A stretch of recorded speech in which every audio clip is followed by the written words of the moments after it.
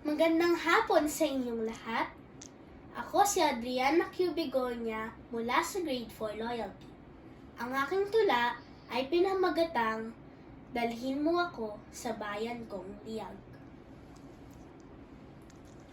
Ako'y dalhin mo sa bayan kong liag, kung saan ang puso at isipa'y namulat. Ang tinig ni ina, tanglaw sa magdamag, matuwid na landas ng budhit pangarap. Subalit, pinukaw ng modernisasyon, mga pagbabagong dala ng panahon. Isipa'y nabali, asal ay nalason, ng bulag na layang sumpa ng pagsulong.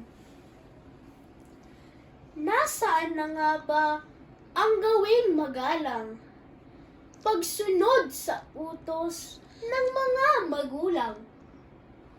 Mga gintong butil, nalimot na lamang, pasinghal sumagot, pangahas na kabataan.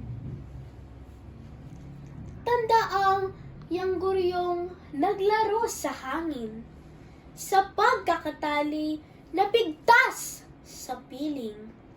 Walang direksyon at buting aanihin, kundi ang bumagsak sa maling mithiin.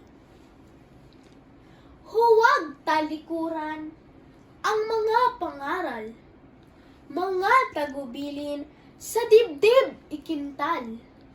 Matatag na sandigan, pundasyo't pedestal, ang bukang liwayway ng bayan natin.